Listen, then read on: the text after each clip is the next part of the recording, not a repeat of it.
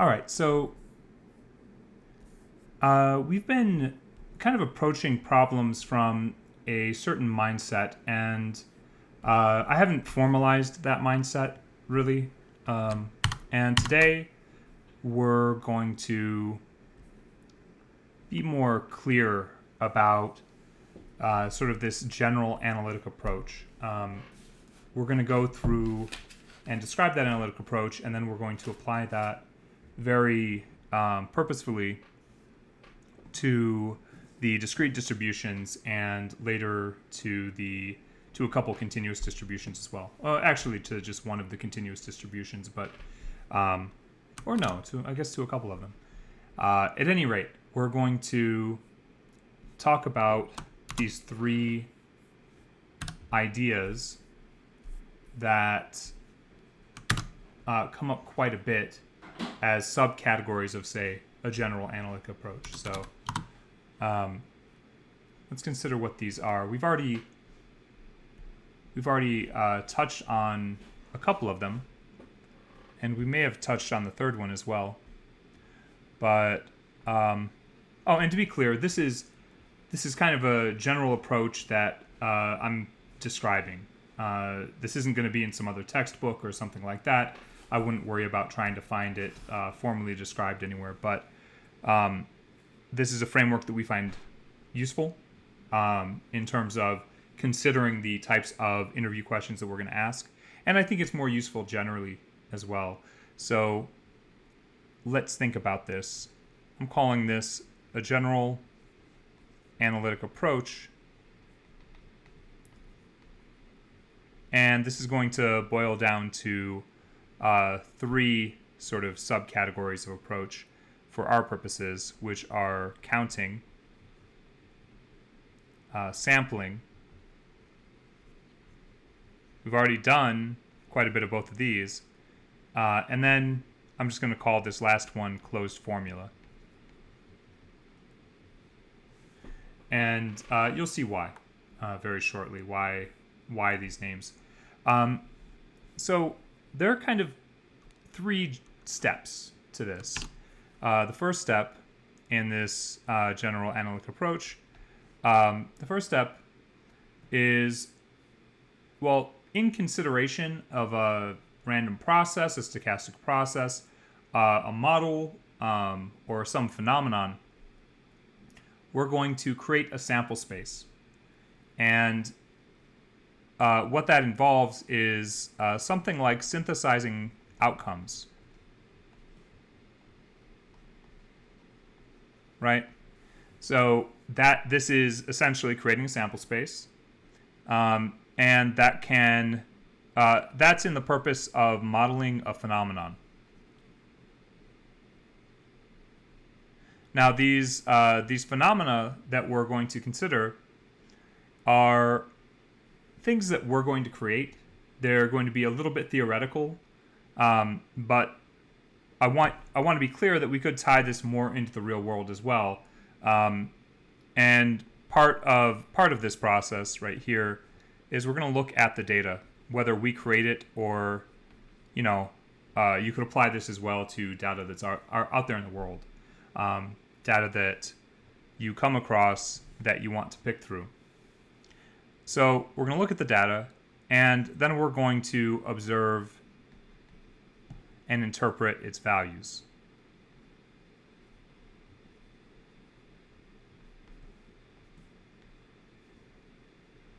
And to the purpose of simplicity, the last thing we're going to do with any one of these phenomena is we're going to try to answer questions. So answering questions.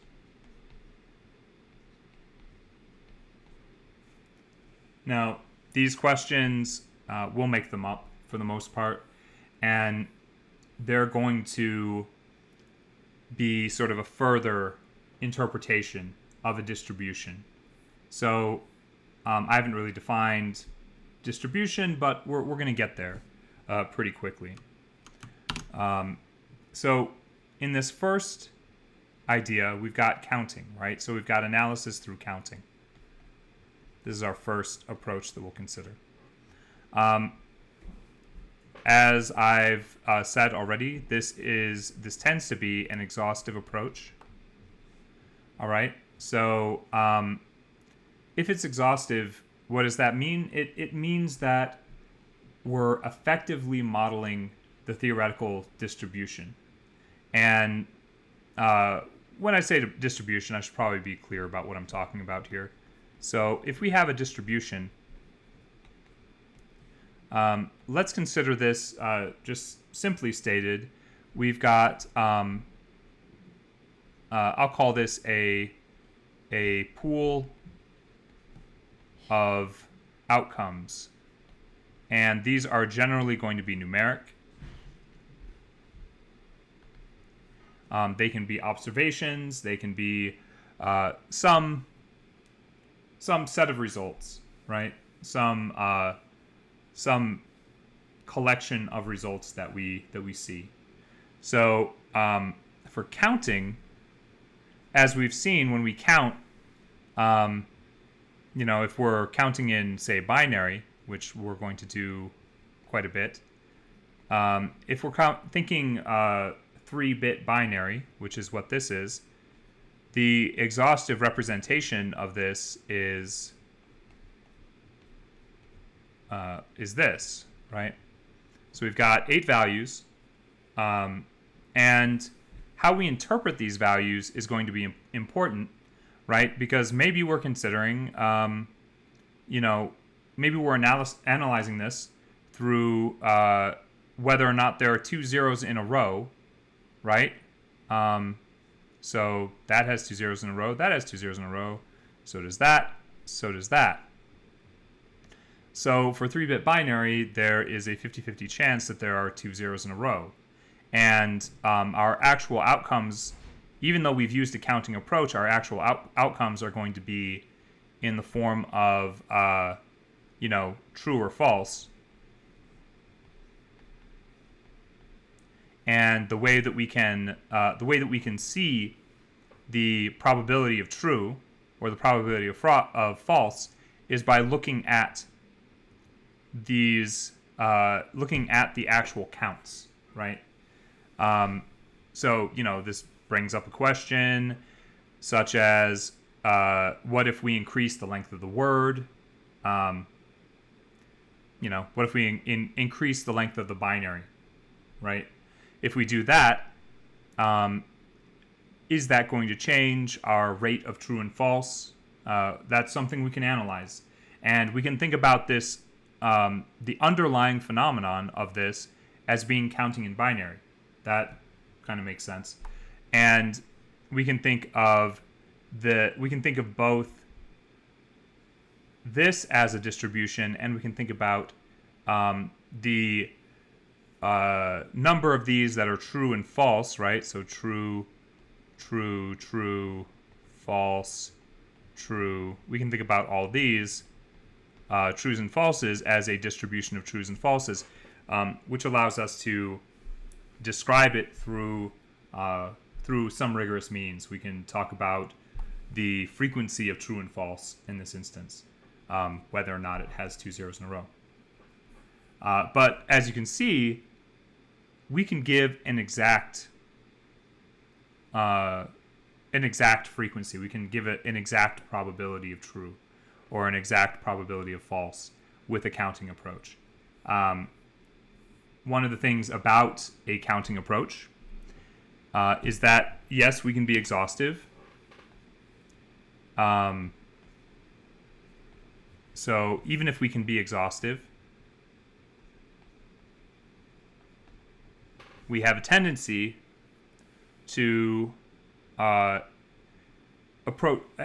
problems that are intractable in this counting approach, right? So some problems we can't solve with counting, at least not in a reasonable time frame. And in those cases, we're probably going to use a different approach. And we'll see some of that. I think we already have seen a little bit of it, right, with the permutations and combinations. There was we used a sampling approach and we used an accounting approach, both of which were a bit expensive, right? They were somewhat expensive, and ultimately, both were exhaustive. We had an exhaustive sampling approach, but both were expensive in a way that if we were to dramatically increase the scale of the problem, like if we had, 50 basketball players, for instance, and we were talking about teams of 5, then we've got a 50 choose 5 problem, and that starts being somewhat intractable in terms of showing all of those. And so at that point, we probably need a better algorithm, or we need a different approach. Sampling, partial sampling might be a good approach, for example, but that doesn't mean that exhaustive sampling would work. Like, we could build some subset of the distribution in order to try to estimate the actual to try to get a collection of the actual combinations. But at some point, counting is intractable, right? So it's sometimes intractable. It also can be a little stiff to count, and we'll see that with the binomial distribution, because we're going to take a counting approach, a sampling approach, and a closed formula approach with the binomial distribution. And what we'll see is that the counting approach, well, at least the counting approach that I'm going to take, is somewhat inflexible. And if we wanted to make it more flexible, we'd have to make our algorithm somewhat more complex as well. That's not impossible, but I think we want to I just want to consider that the counting approach can be a little bit stiff, a little bit inflexible. Okay, so what's an example of a counting example, or an example of a counting approach? We can consider some kind of game that we're playing, so some tabletop game. And there are 3 things we're going to do. The first thing is we're going to roll a 36-sided die. And then we're going to pull a card from a standard deck of cards.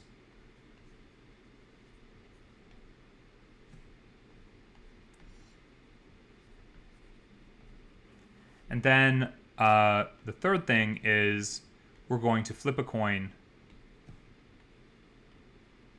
3 times. All right. Maybe this is modeling the battle between 2 characters in the game. Maybe it's that. Maybe we can consider, for example, what's the example I use here?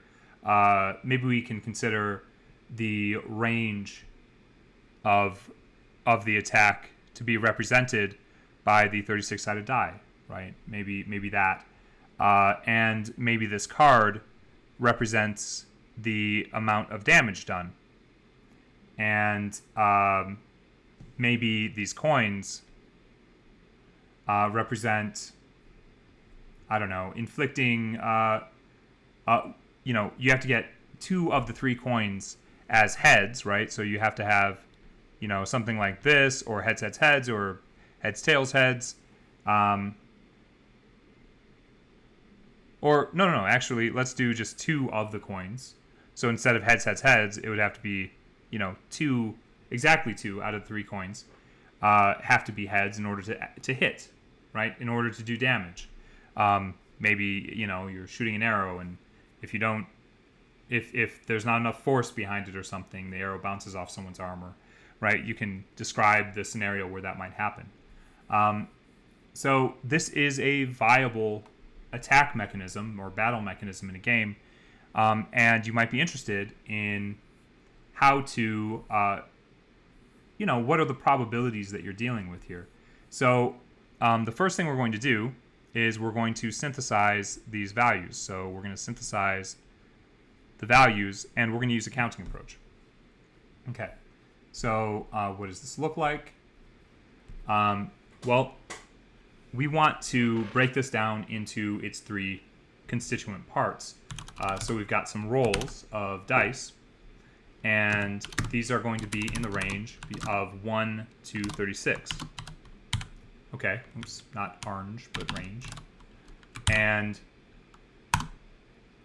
oh, okay, yeah, synthesizing values. If we're trying to create an exhaustive set of outcomes, or it doesn't have to be exhaustive, but that's what we're going to do right now.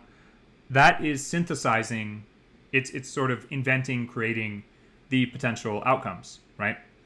So that's what I mean by synthesize here. There are times where you might have a data set that is incomplete, right? Or sometimes we call this imbalanced, where we have much more of one outcome than of another outcome, right? That's something that does happen. And when you have an imbalanced data set, sometimes you have to invent sort of rows of data that don't exist because you can't get more rows of data.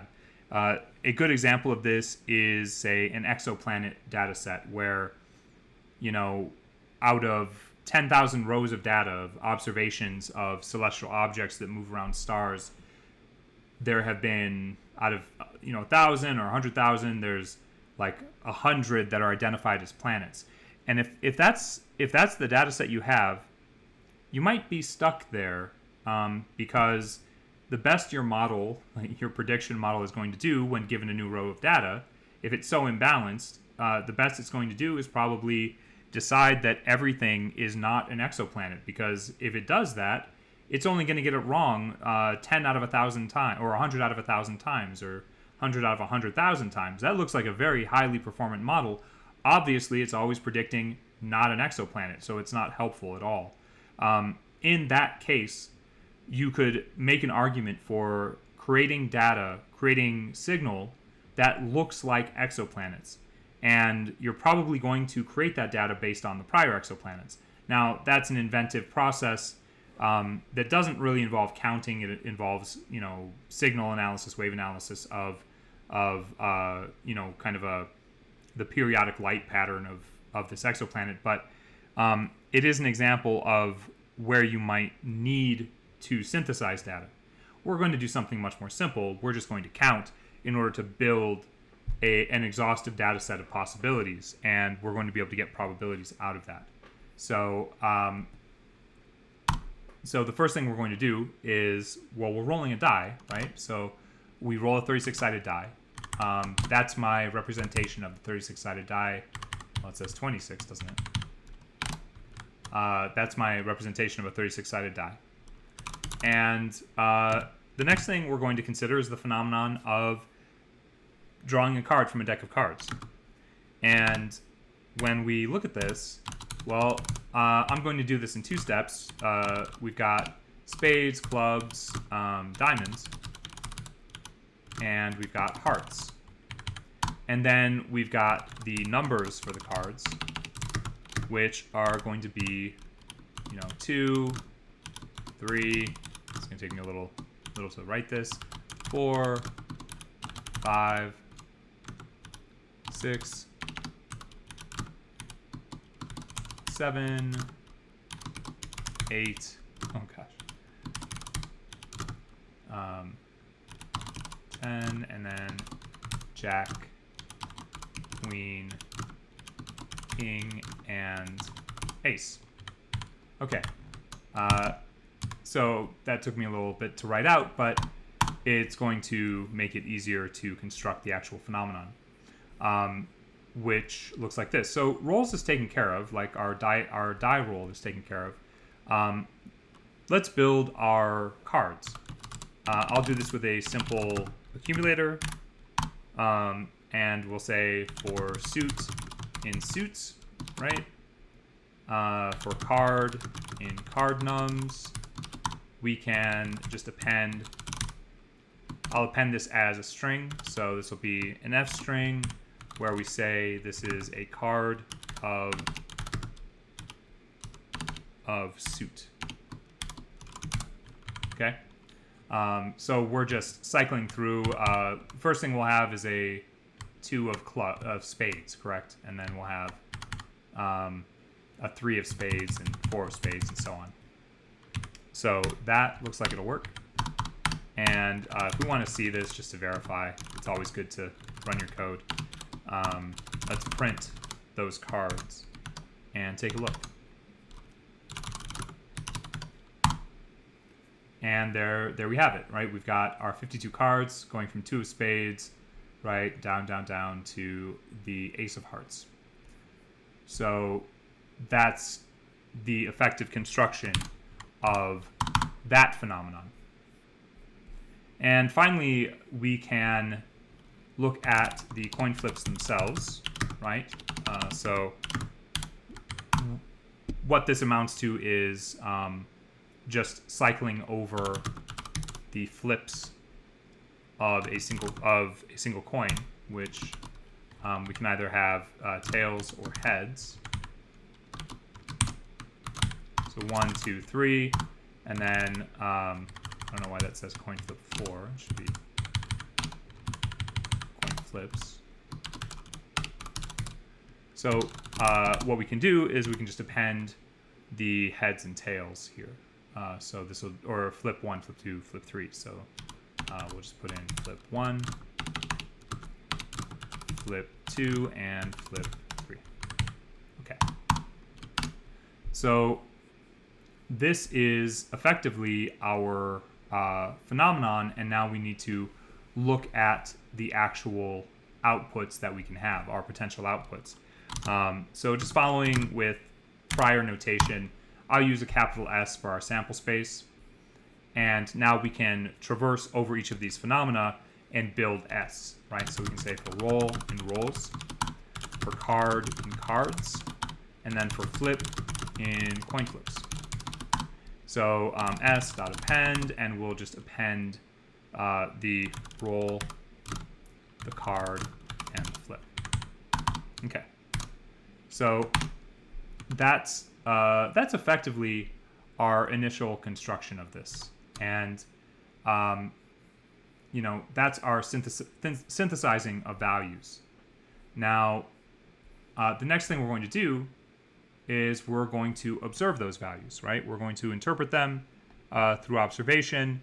So in this case, it's kind of as simple as looking at it, right? That's all we're going to do for observing this in the moment. So to observe this, we can just traverse S.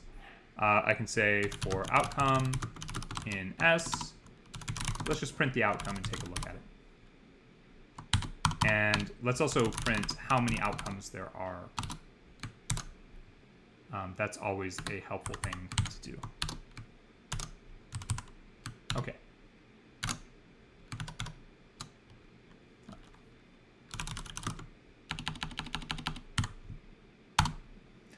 Okay. So here are all of our potential outcomes, and I don't think it should be too surprising for each dice roll and for each, each card, we're going to have the full range of possible outcomes for our coin flips. And for each dice roll, we're going to have the entire range of outcomes for our cards, right? And this is pretty long. This is a lot of possibilities. There's 14,976 possibilities here. So that is going to, kind of affect how we think of, this. Now, let me answer any questions there are. So what is 36? Yeah, that's the value of the 36-sided die. That's the ultimate value we could have. If I scroll up, right, we can see that it's 1 to 36 if we look at everything. Okay.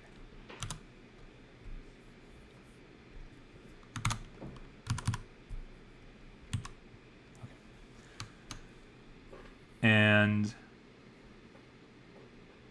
okay, good. All right, so let's consider the third thing that we have on this analytic approach, and that's simply answering questions.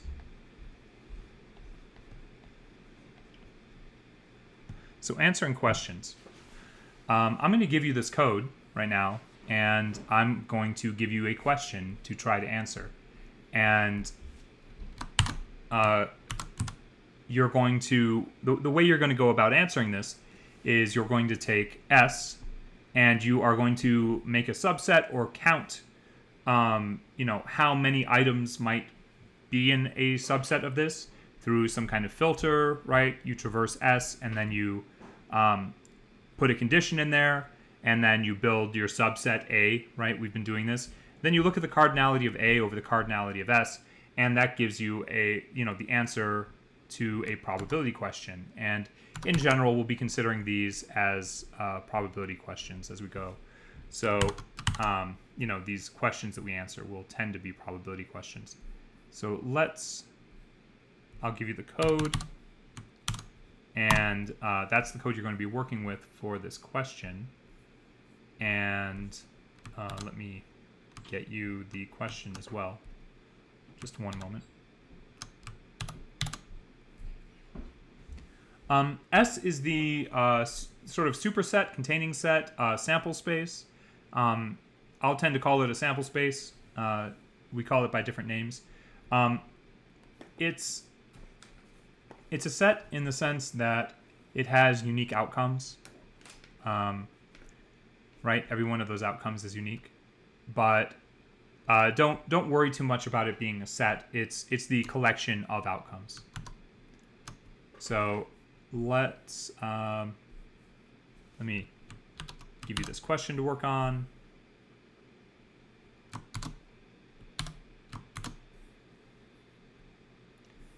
And let's take 6 minutes on this.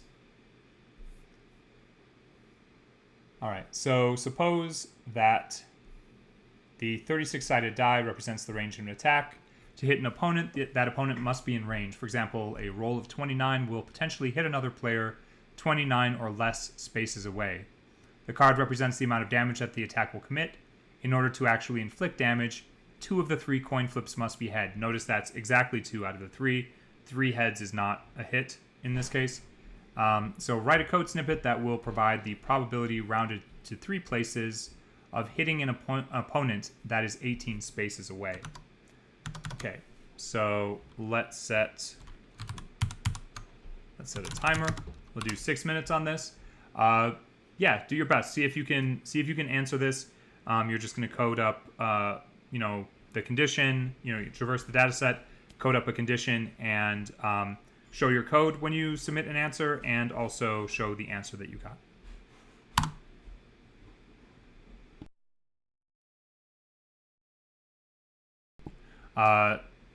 That's a good question. That's a good observation that the suit is going to be irrelevant to answer this question. Yes.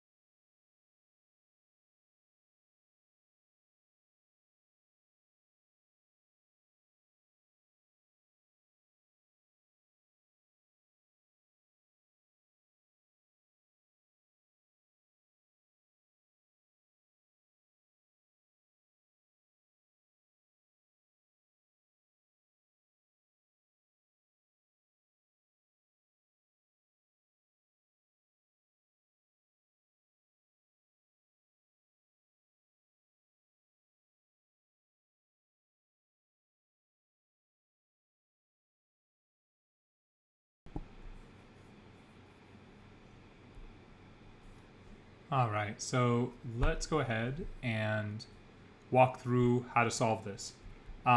The approach that we're going to take to solve this is going to be, we're going to take this type of approach over and over again. We've already taken this approach a little bit at this point, but this is going to be kind of a redundancy that we'll see. So I'm going to use a kind of a collector accumulator pattern. I'm going to make an empty list. We'll call that hits. And we'll define the range to hit, which is going to be 18. Then we can say for outcome in S, here is the crux of what we're doing. So I'll come back to that. Ultimately, we're going to look at the probability, which is going to be the rounded. Well, how do I want to do this? We'll do round, and then this expression here, I'll do that really fast. This expression is going to, give us our cardinality of A over our cardinality of S.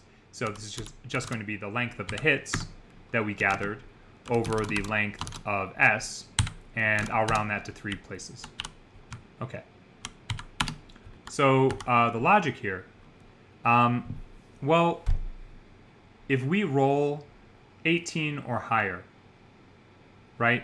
If we roll greater than or equal to the range of the hit, then we have the potential to hit, right? Then our ranged attack works. So let's look at that. Let's say if the outcome sub-0, right? The reason outcome sub-0 is used here is that that is our first, that's our die roll right there, outcome sub-0. And then if that's greater than or equal to the range to the hit, then we have the potential to hit, right? And the next part of that is we want to consider what is a hit, right? So that would be a hit, or that would be a hit, but this one would not, right? So we want to count the H's in that. Range to hit and outcome sub 2, which is our coin flips. If we count the heads in those coin flips and they are exactly 2, then we can collect that outcome as a hit. So I'm just going to say hits.append, and we'll append the outcome. All right. Maybe just for fun, we'll also print that outcome as it happens, and we'll be able to see that. All right. So it looks like the probability of hitting in a ranged attack somebody who is 18 spaces away is going to be 0.198. All right. So, we can see all these instances that are hits, right? And I think it shouldn't be surprising that this is probably going to start at 18, right? And it does. Starts at 18. 2 of spades. Here are our 2 of spades hits, our 3 of spades hits. Notice that there are 3 instances per card that can hit. And ultimately, we've discovered the subset of attacks that are going to hit in this way. So let's look at those questions.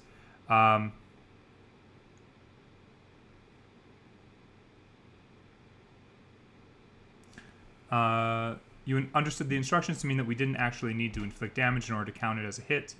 I could hit but inflict no damage. That is true. That is true. But to actually have it be a hit, so there's the potential to hit, which is defined by the dice roll. There is actually hitting, which is defined hitting in a way that will do damage, which is defined by the 2 heads in 3 coin flips. Um, if that makes sense. Okay, why is outcome sub 0 and outcome sub 2? Outcome sub 0 is the dice roll, is the die roll. Outcome sub 2 is the coin flips. So that's why we're referencing those. Turns out that, since we're thinking of the card as representing the amount of damage done, then we're not really worrying about that here. So we can just set those ones aside.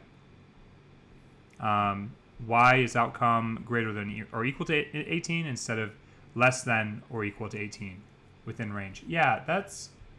So essentially, we need to roll at least the distance in order to hit them. And if we think about that, the roll is like shooting an arrow. And if you don't put enough power into shooting the arrow, if you don't have it shoot at least a certain distance, then it's not going to hit. So that's the logic there. The further someone is away, the less likely it is to hit them. And so we're trimming the actual ability to hit them. For example, if somebody's 36 spaces away, there's a much slimmer chance of hitting them. You'd have to roll a 36 on a 36-sided die, which is pretty unlikely, right? 1 out of 36. Okay, cool. All right, so I'll paste this in to be paired with that last bit of code. Must be in range. Right. If you think about it from the pragmatic gameplay standpoint, the closer somebody is, if we're going to do less than range to hit, then what we're going to see is that the closer they are, the harder they are to hit.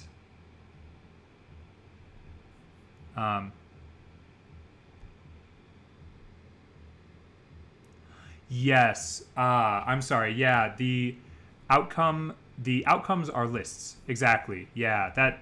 I guess I didn't clearly understand your question. Yeah. So the outcomes themselves are lists, right? And so we have to index these.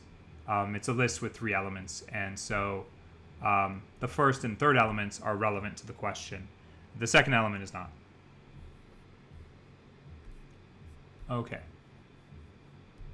So that's an example of a counting approach, and I think it's sort of a generic example for the purpose of we're going to have more specific kind of distributions-based examples of these, but I think it's nice to start with something that's a little bit just abstract, generic, something that we can maybe even tie into the real world a little bit. You're making a game, and here's a way that we do battle within that game. Could be something like that. I think there are a lot of different approaches, a lot of different types of problems that can be solved with this tool set. Right, counting can be really helpful for that. The other thing, the other one offhand that we can consider is random sampling as an approach. We've done some random sampling. We did that on the counting day for permutations and combinations.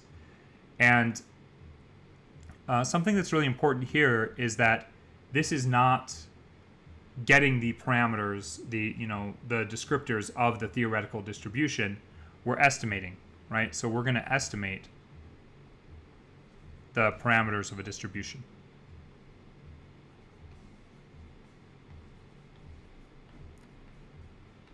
It's important to keep that in mind. Every time we run the construction of a random sampling approach, we're going to get different results. And we might average those different results together, and more closely approximate the parameters of a distribution, but we aren't going to get the exact parameters, and that's important to consider, important to remember. So let's think of a problem. Actually, I have a problem here that we can look at. we're going to consider invitations for a party. 20 invitations are sent out. Each guest can possibly bring up to 10 guests with equal probability of between not going and 10 guests. No matter what, at least one person will be at the party, and that would be the host. So the first thing, of course, is that we are going to synthesize outcomes, right? That's where we're starting. And in this case, the approach to synthesize outcomes is a bit different. And, for random sampling, we need some engine for the randomness. In this case, it's going to be the random choice function. So I'll say from random import choice. And that's where we're going to start. And I'll write a function for this one. I'll say the number of attendees. So there's at least going to be one person, and that's the host.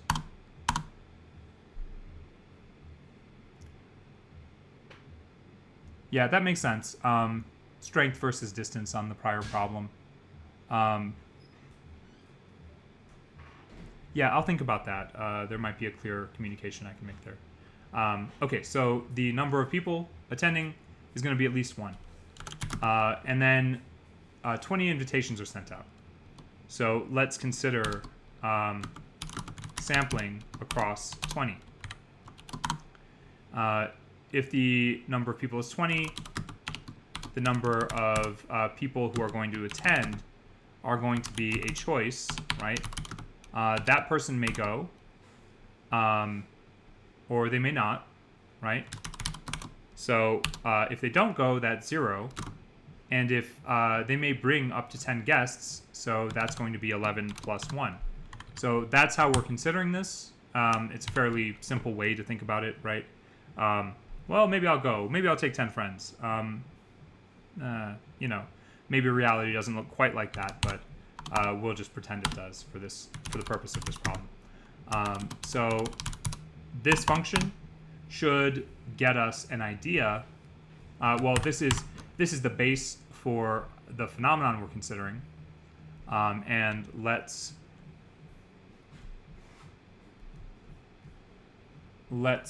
think about this. Let's just look at some of the initial outcomes, right? So let's print what this might look like, and we can get kind of a sense of this offhand. Okay, 117, 128, 85, 103, 102, 105, right? We're getting numbers that are generally over 100 people using this approach, and that's or using the sampling approach, and we want to build the distribution of outcomes through sampling, and so that brings us to step 2, right? This step 2 of being observing or interpreting values. Observe, interpret the outcomes that we're considering. Okay, so how do we do that? The way that we are going to do this pretty continually is packing these into a dictionary. And I'm just going to make a dictionary called outcomes. And I'm going to sample this 100,000 times. To do that, I'll do for whatever. This underscore is just throwaway, right? It means we don't care about this number. We don't care about all the numbers up to 100,000. We just care about performing this loop 100,000 times. And I can grab the number of people attending, right? Which I get from the number of attendees function above. That's right there, so we can get that. And now, in this step, I'm going to check to see if this number of attending is not already in the outcomes. If it is not, I'm going to initialize it to 0. Like so. and we'll set that to 0. And if it is already in there, then I'm going to increment it by 1. And that is going to give us a set of observations. Oh, that says attending, not attendees. Okay. All right, so this logic, this is the way that I usually construct this logic. You could instead do this, and this is completely fine. I'll do this like this here. I usually do it the other way. In this case, I am checking to see if attending is already in outcomes, if that number of attendees is already in the outcomes. And if it is, I increase by 1. If it's not, then I set it to 1, right? So this is using an if-else. Either approach is valid. They are logically equivalent. And I'm not going to advocate for one over the other. I do the other one more often. But that's me, and it doesn't mean that it's better. So let's look at the results of this.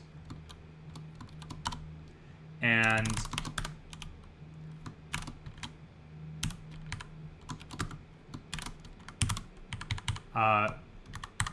the way we can do that is just printing the key and the value.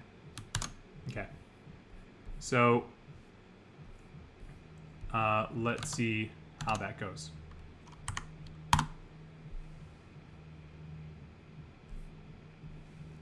So we sampled 100,000 times, and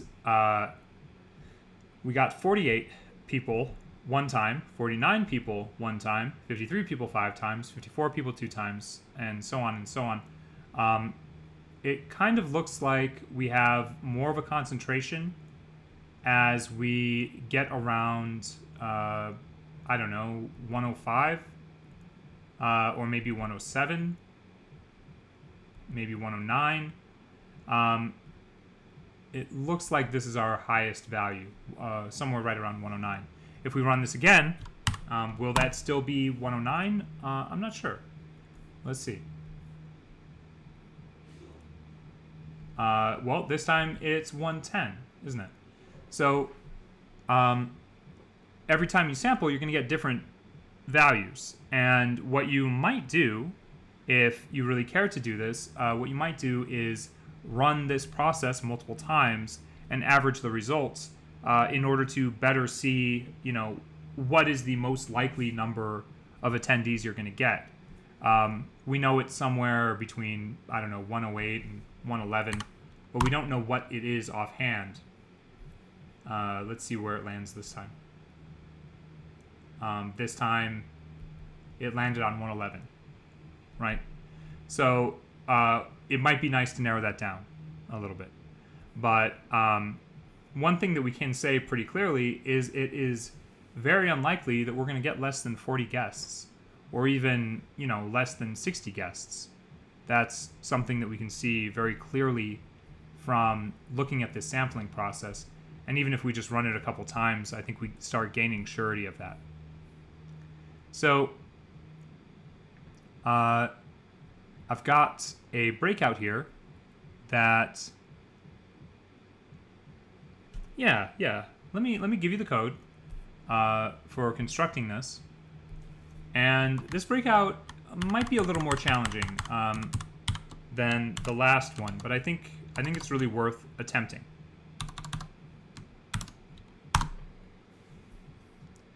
And let me answer that question. What's the other method I prefer? The other method for checking for dictionary membership specifically is I usually set this to 0, and then I get rid of this else statement. And that's usually what I do, where I initialize. If it doesn't exist, I increment it by 1 every time. I think it more models the way I think about it, but this is absolutely valid. Doing an if-else makes as much sense. It might even be a little more readable for more people. Okay. All right. So let me give you the problem And let's again do 6 minutes on this. Given a sample of outcomes, provide code to deliver an estimated probability that between 80 and 90 people will attend the party. Round the result to 3 decimal places. Okay, so,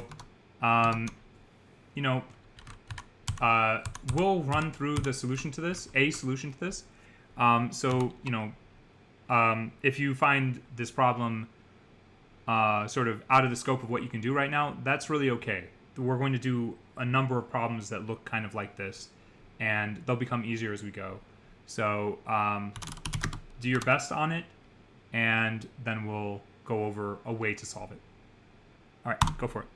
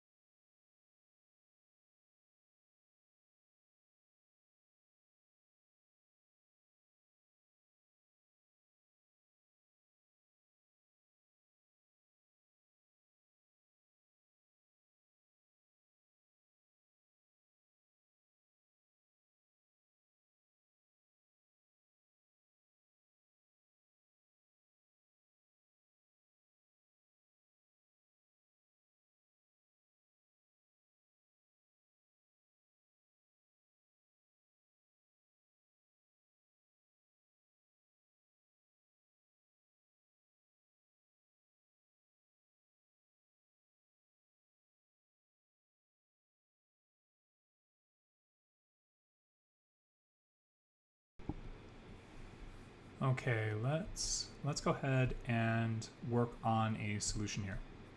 So, all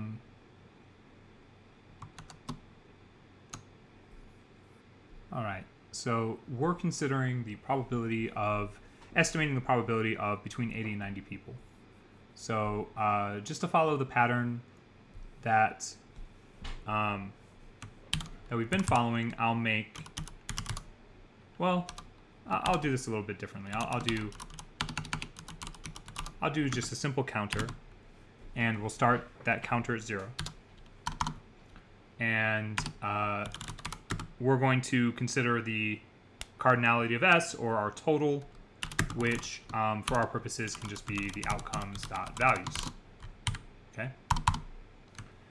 And we can say for attendees in range between 80 and we're going to consider 90 inclusive, although you might be able to make an argument based on the question that it would be exclusive, but I'm assuming inclusive. So in this case, 80 to 90 is going to be incremented by outcomes sub attendees. Now, how does this work? As we go through this dictionary, we can just grab the count of outcomes for 80 people, 81 people, 82 people, and so on. So that's one way this could work. There are other ways you could definitely do this. So we're rounding this to 3 places, right? So what are we rounding? We're rounding 80 to 90 divided by the total. All right. So I believe that's going to work.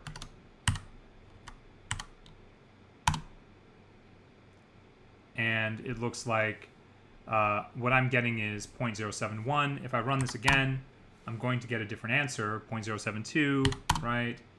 0.074. These are all kind of within the same set of values.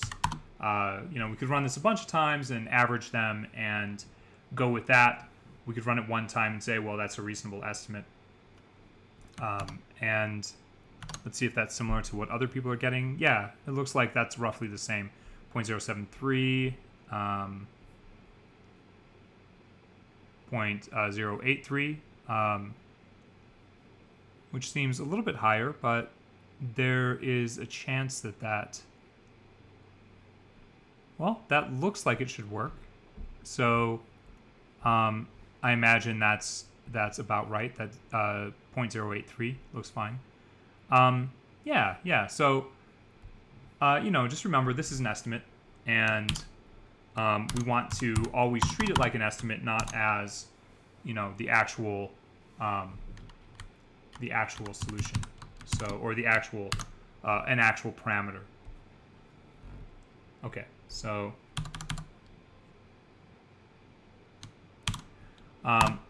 this problem is sort of fundamentally different from the previous one in that we're sampling, right? So in the previous one, we had an exact probability when we answered the question, sort of this, this answer that is not fallible when we're looking at rolling a die, the probability of rolling a die and getting above a certain amount and getting 2 out of 3 coin flips as heads. That's something that we can be exhaustive about. And in this case, we're looking at sampled probability or sampled counts. The problem itself, we might be able to solve in a closed form way, but we didn't. And we approached a solution through estimating on, a sampling process. Both of these approaches are completely valid. Often, when you're in the machine learning world, we are taking a sampling approach of one sort or another. And if you run the same model, if you fit the same model twice on some data, you're going to have variation in the results. That won't be true for every model, but it's important to keep that in mind, that you are playing with random processes. They're going to have variation. Cool. So let's take a break. Let's take a 5-minute break, and when we get back, we'll look at a closed form approach, which is the third approach on our list of approaches. So actually, I'll set this to 6 minutes. I'll see you all back here in 6 minutes.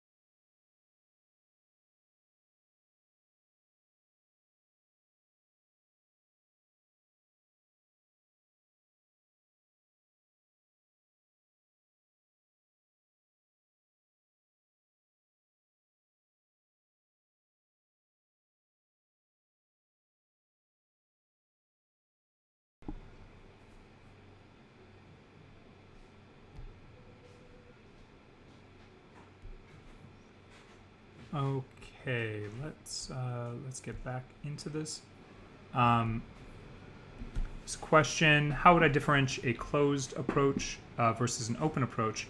I don't think I would use the term open approach or the phrase open approach. I think when I say closed approach, what I mean specifically is that there is a formula that we can use. And so when we have this closed form approach or closed formula approach, it's really just that we have a formula to work with. And so we don't need to go through sampling or counting, which is more extensive. But I don't really think about this as being as opposed to an open formula. I know the word sort of, the word closed sort of implies that. But this is more like, we'll be looking at this formula very shortly. Spherical volume, for instance, if we're trying to consider the volume of a sphere, we can just plug a radius in here and we get a volume out. So it's very direct in terms of being just a function that, we're not constructing a bunch of spheres and looking at the results of that and measuring the results, averaging the results of like 10 generated spheres.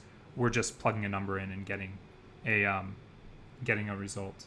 So I wouldn't compare this to an open formula or an open approach. Just closed formula is, we've got a formula. There was a question.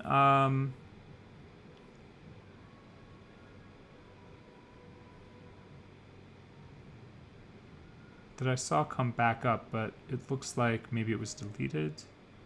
Okay, it was a syntax error that I think was happening. But I can address that question in a bit if it's still there. Okay, so we're going to approach this closed formula concept with a story. We're going to consider a collection of spherical containers used to hold super gumballs of radius 1 inch.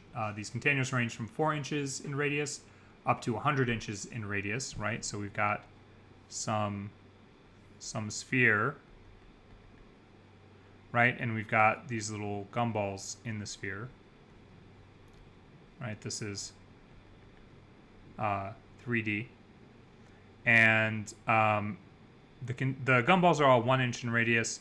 The spheres range from 4 inches up to 100 inches, right? And here's kind of an interesting thing about this. We're going to consider these gumballs in a way that's very rough in relation to the sphere. So, I don't know if you've ever attempted to fill in a circle with circles. You get gaps, right? The same is going to be true if you're trying to fill in a sphere with spheres. We are not going to worry about those gaps. That gets into some math that we're not going to deal with right now. And we're going to think about this as a rough count of how many gumballs fit into a sphere, not in terms of the actual number. Okay, so the first thing we're going to do is we're going to just write a function for spherical volume. Okay, that's where we often will start with. If we've got a closed formula, we can just implement that easily in Python. These tend to be, I don't want to say the easiest, but they tend to be pretty easy. So we'll import pi, and I'll just write a spherical volume function. We'll pass in the radius, and we're just going to return, we'll translate this directly, 4/3 pi r cubed. So it's just that. This is our synthesizing outcomes phase. And all it takes to synthesize outcomes is to, write a function in this case. So we'll start there. And the next thing we can do is start putting gumballs into spheres and, kind of considering what that looks like. Now, we're going to have we're going to have spheres of range 4 inches up to 100 inches. The gumballs themselves are always going to be 1 inch in radius. So that's something that we can build pretty easily. So for each of these spheres, we've got some kind of gumball capacity that we're estimating. And we can just pack into a dictionary the results of running this radius between ranges 4 and 100. So just that. And in this case, I don't need to check for membership because we're only going to have one instance of every radius. And that is going to be the spherical volume of the radius divided by the spherical volume of 1, because that is the size of our gumball. And we're not going to think about this in terms of partial gumballs. We're just going to throw away, we'll throw away whatever that is. I could do int. I could also just do round here. It doesn't matter which one I do. Okay. Then we can just return the dictionary like that. All right, so if we want to get a sense of this, this is kind of, we're going to see how the capacity for gumballs grows with the growing radius, and it's going to be somewhat dramatic, right? So for the radius and the volume in gumball capacity dot items, because it returns a dictionary, we can print the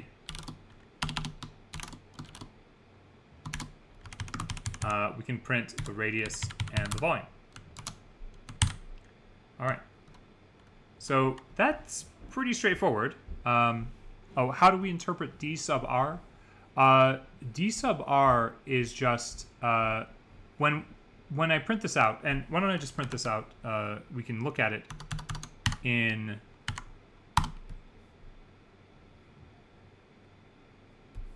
these very clear terms.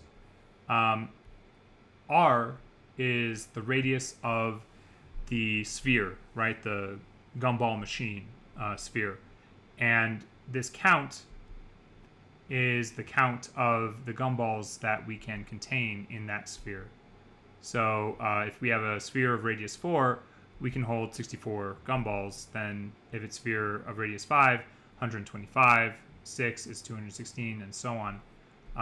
And it looks like we can store 1 million gumballs in a radius 100 gumball machine.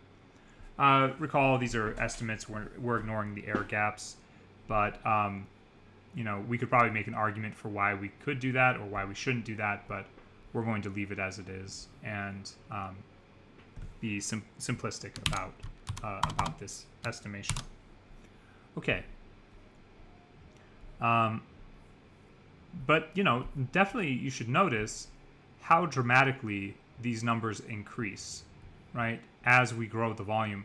And I think if we look at the formula itself, we can describe why, right? We're cubing the radius. That radius is just going to grow and grow really dramatically. It's going to really outweigh this, the effect of that is going to outweigh these other two, this constant and this constant. It's going to dwarf those. Okay. So that's kind of our step 2, where we we observe or interpret values. The last thing we're going to do is start answering questions. And the way that we'll approach this is through writing a function called getSphere. And let's talk about this for a moment. So you're going to write this function called getSphere. It takes a number of gumballs and returns the radius of a sphere necessary to accommodate that number of gumballs. Okay? So you'll need that prior code that I did not paste in yet. I'll just paste in that whole block, all those functions. And yeah, so think about this problem. I think this is a nice kind of problem. It can be a little bit challenging. You have to logic it out a little bit. So think about what the parameter is to getSphere, right? That it takes in a number of gumballs, and then you're going to need to figure out the radius of the sphere that will accommodate that inventory. All right, so let's do. We've been doing 6 minutes. Let's do 6 minutes on this one as well. I think it makes sense to do that. All right, go for it. Do your best, and post your code when you get to it.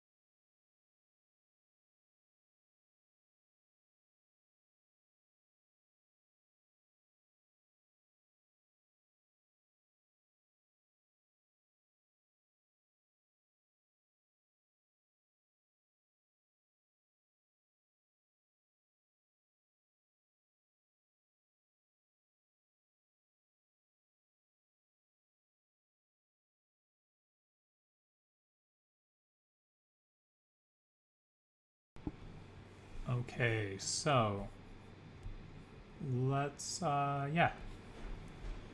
let's go ahead and write this function. So logicking this out might not be totally apparent how to build this logic, but it's actually fairly simple. If I write get sphere, we're going to put in the number of gumballs, right? And we can call that gumball inventory. I think that's fine. And the first thing we're going to get is this dictionary from gumball capacity, right? The gumball capacity dictionary, as so. From there, we can traverse this dictionary. We can say for key value in d.items, if the value is greater than the gumball inventory. Is that how we want to do that? Yeah, that's fine. We can return the value of k. And that's really it. So if you think about it, these keys are going to be in order. So as soon as our capacity for a given key, for a given given radius, as soon as our capacity for that given radius exceeds the amount of gumballs that we have, then we're going to return that radius. So you can imagine we've got a bunch of gumball machines on a back shelf, and we're just going to go through and grab the appropriate one for the number of gumballs we have. And I could return some error message, no sphere available, something like that. I think that will, we could do that, or return none.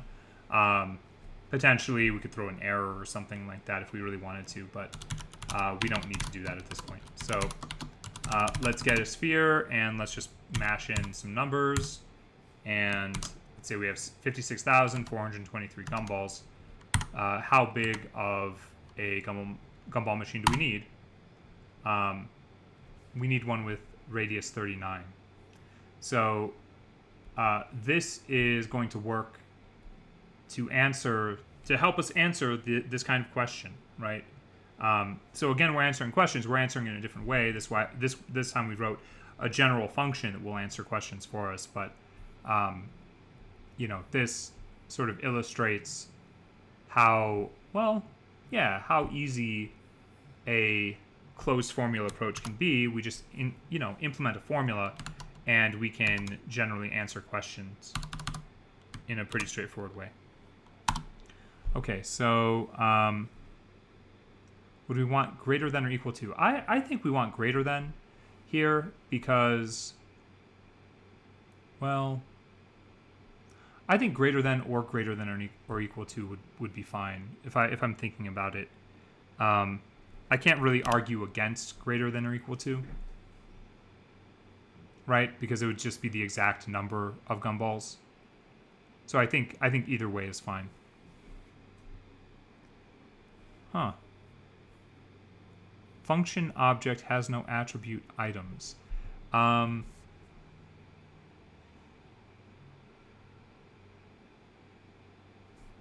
I think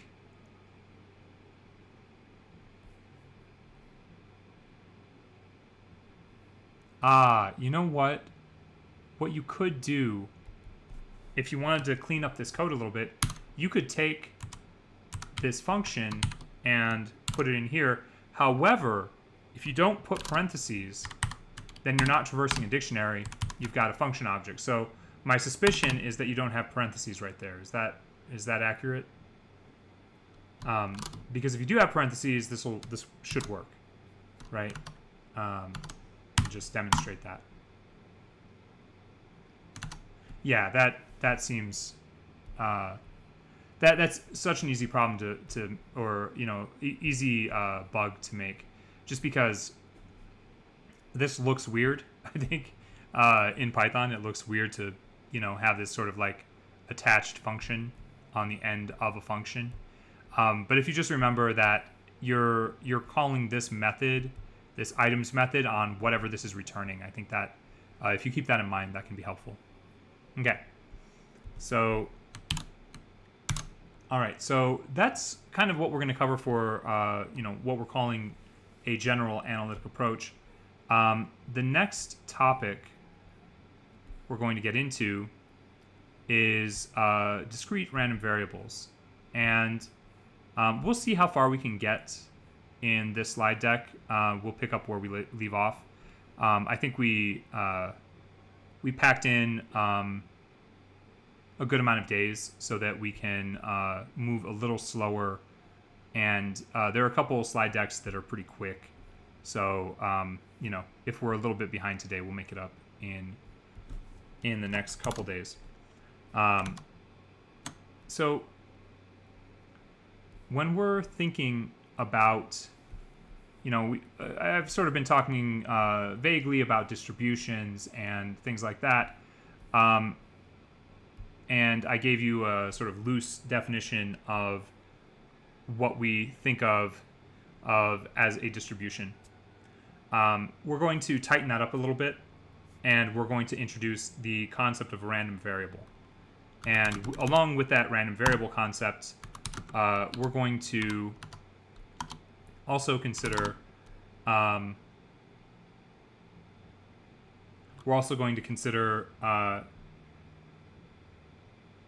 of generally, we're going to reconsider probability through the lens of a random variable. And we're going to think of a distribution as a sort of collection of outcomes from a random variable.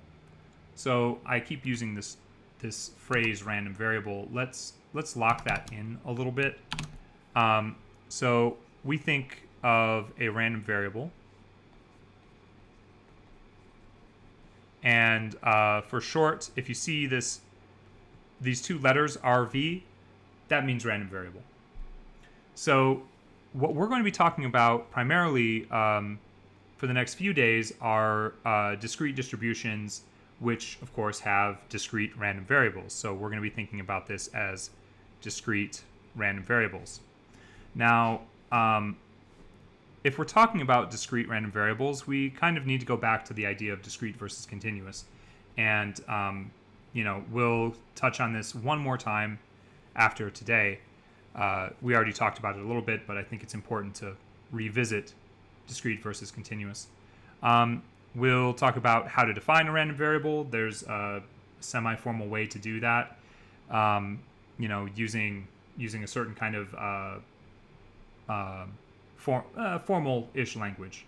And then we'll talk about probability mass function that is related to discrete random variables, and the cumulative density function, which is related to both discrete and continuous random variables. I'm not sure how far we'll get in the next 15 or so minutes, but we can at least touch on discrete versus continuous and how we think about the definition of a random variable. So the way that I defined this before, and I'm just kind of going to go over this again, we've got continuous,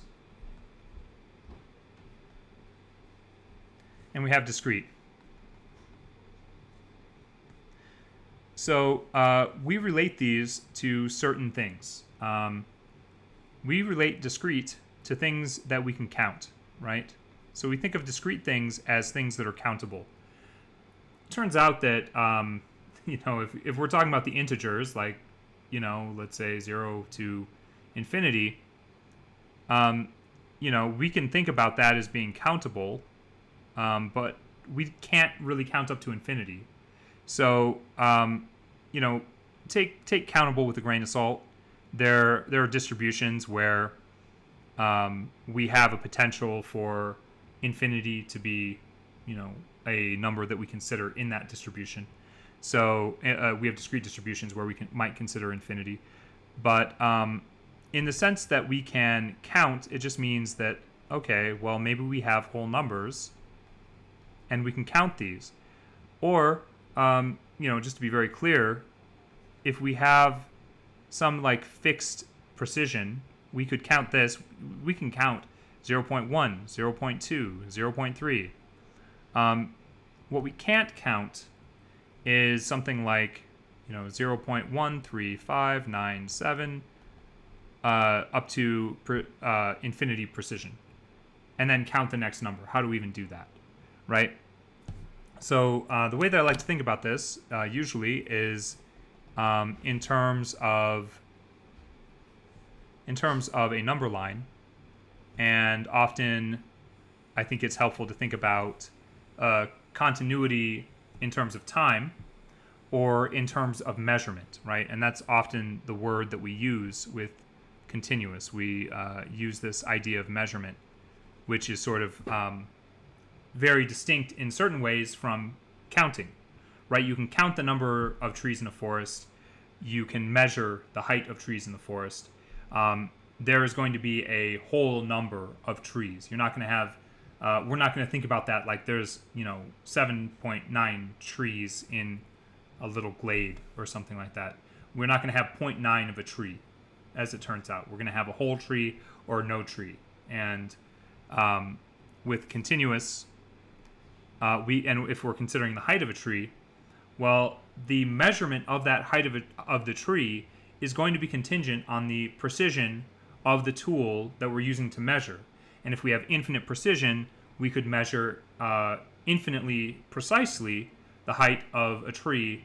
And if we compare that to the height of another tree, it's going to be a different measurement. We're not going to have two of the same measurement. It wouldn't really make sense. It would be so unlikely, if we're measuring something with a tool that has infinite precision, it would be so unlikely that two objects would have the exact same. We can't even really make those comparable when you get down to it, but also the likelihood of it is so low that it's kind of a moot point. But let's think about time. I think time is helpful because we don't really know yet. We're pretty sure that time is purely continuous, that if we have a precise enough clock, we can measure it infinitely precisely. But we don't have that kind of a clock. There's a chance that way down deep, time turns out to be something that we can discretize. Doesn't seem that way yet, but there's still a holdout in physics that maybe there are something that we can quantify as packets of time, but let's not worry about that. Let's think about it as purely continuous because time fundamentally is considered to not be real. It's a measure of entropy in some way. And anyway, that's more philosophical than we need to be. If we get down into the nitty-gritty of this, if we focus on one segment of time, we could say that this is 0.3 all the way up to 0.4, right?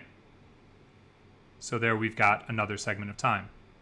We could focus in further and say have 0.35 up until 0.37, right? We could keep zooming in. We could keep zooming in as many times as our tool of measurement allows. And so we can just do this infinitely many times and have infinite precision. With discrete, if we're thinking about something as being discrete, of course we can't do that. I think I showed this same idea before. If we're going up to 9, so 1, 2, 3, 4, 5, 6, 7, 8, 9. We can think of each of these. There's nothing in between 0 and 1, right? There's nothing in between 1 and 2. We have a hard border here. If we either have 1 or 2, we don't have 1.5. That doesn't mean that the mean of a distribution, a discrete distribution, can't have decimal values. It totally can.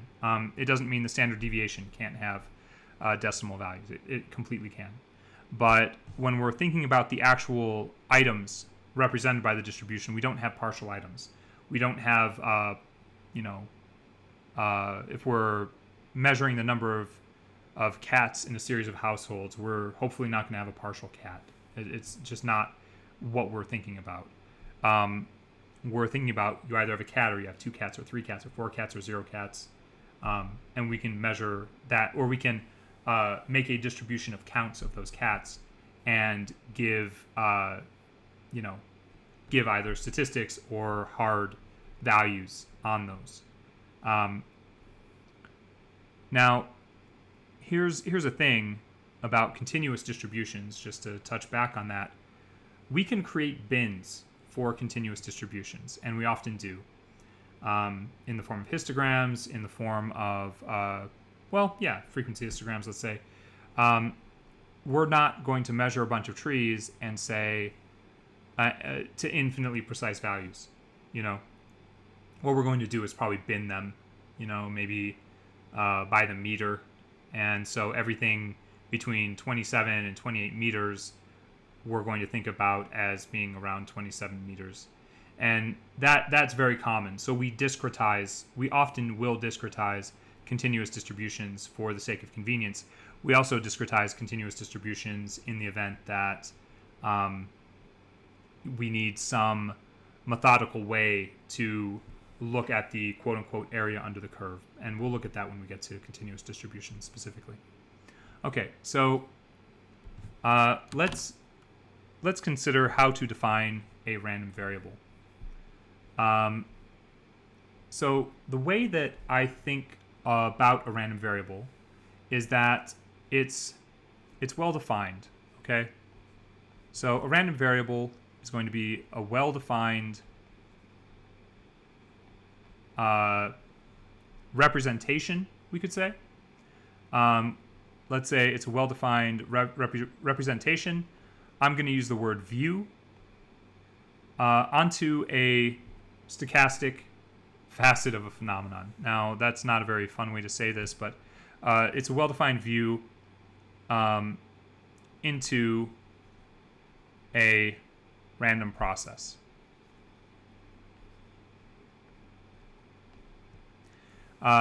If we have a random variable, we can start asking questions regarding the potential outcomes of that random variable. So, let's put this into a specific format. Let's say we have a random variable x, and this is going to be we're just going to look at discrete random variables today. So these will be sort of discrete problems. So the way that you might define a random variable might look like this. Let the random variable x, right? And we'll often use a capital letter starting at x and go to y and then z and start back over at a. And, we might even subscript this like x sub 1. Let's not worry about that too much right now. I think you'll kind of get the hang of that as we do it. So let's say let the random variable x represent the count of ones in a base 3 number of length 3.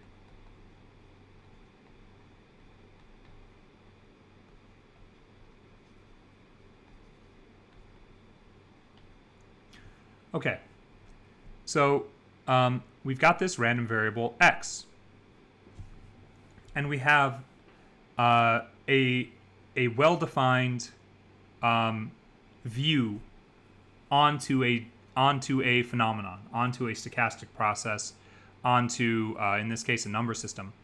So if we're considering the count of ones in a base 3 number of length 3, we can construct the sample space of x, right? That's something we can do. We can construct the sample space. And this isn't too hard to do. We can do this pretty effectively through counting, right? So the way that I'll do this, I'll actually snag some output, and we can look at that directly, so that it's not too frustrating to watch me just write all these out. Okay, so here's our sample space. Sorry, this is not our sample space. This is all possible length 3 trinary outcomes. Now, remember how we defined our RV x. It's the count of ones in a base 3 number of length 3. So this is not really the outcomes of our RV. These are the underlying phenomenon. These represent the underlying phenomenon. So if we're going to count these, well, how can we do that effectively? We can look at the corresponding values. So there's 0, 1's there, 1, 0, 1, 2, 1, 0, 1, 0, right? So this is not necessarily constructing the sample space, but it is constructing something from which we can garner the frequency. So 2, 1, 2, 3, 2, 1, 2, 1, and then 0, 1, 0, 1, 2, 1, 0, 1, 0. There's some really kind of beautiful symmetry in this. If you look at it, it's we've got these 2's symmetric around 3. We have the same pattern on the top row as the bottom row. And we have symmetry, right and left as well. I think that's kind of cool. So, let's touch back on this idea. The underlying phenomenon here is the construction of three number or length 3 base 3, which we can construct by counting. However, the outcomes of the RV are not these base 3 numbers. That's not the outcome of the RV. The outcome of the RV is the count of 1's in those base 3 numbers. So what we see here is a more clear representation of the frequency of outcomes for the RV. Now, what are the potential outcomes of the RV? If we wanted to make that a set, that would be 0, 1, 2, or 3. That's all the potential outcomes. That doesn't necessarily give us a good sense of the frequency of the outcomes, right? If we wanted to look at the frequency of 0, we could make a counts of this. So 1, 2, 3, 4, 5, 6, 7, 8. For 1's, it's 1, 2, 3, 4, 5, 6, 7, 8, 9, 10, 11, 12, right? For 2, it's 1, 2, 3, 4, 5, 6. And for 3, it's 1. So this is what our dictionary would look like if we were to pack in a dictionary. And we can then look at the probability of specific outcomes, right? We could think about the probability of our RV x equaling 3. And that's often how we'll write that, the probability that x is 3. So what is this? Well, we have a total of 27. And we've got the count of 3 1's happening once, right? So the probability that x is 3 is 1 out of 27. That's, again, our cardinality of A over cardinality of S, right? It's our subset over the sample space. So the underlying process, again, is this trinary, or this 3-bit, this base 3 numbering system. However, the phenomenon in question is the count of 1's. And so when we define the RV, we have to be very specific, or more specific enough to represent what we are actually considering in the phenomenon, which is this count of 1's in this case. So let's see. I think we'll stop there. We'll probably review this idea, very quickly in passing at the beginning of next class, and then we'll look at a different example that has the same underlying phenomenon, and we'll be able to distinguish the RVX from a different RVY, which will have a binary outcome, where let's say, is there a 2 in the base 3 number of length 3, right? And if we think about that, that is a different problem. And I'll just, we can just touch on this. In this case, 002, well, there is a 2 there, and we can consider that to be a true. And maybe I should change the color just to really indicate that. Right? There's a true there. There's a true there. We have a very different. Very different definition of an RV, and I would not call this RVX anymore. I would call the analysis of whether I would consider the RV in the analysis of whether or not there is a 2 present. I would call that something different. I wouldn't call it X anymore. X represents the count of ones, right? Whereas, let's say Y represents whether a 2 is in that base 3 number of length 3. So, so we want to distinguish the outcome from the underlying phenomenon, because the outcome is what's important in consideration of the random variable. And we can model different random variables on the same underlying phenomenon. Okay, so let's stop there.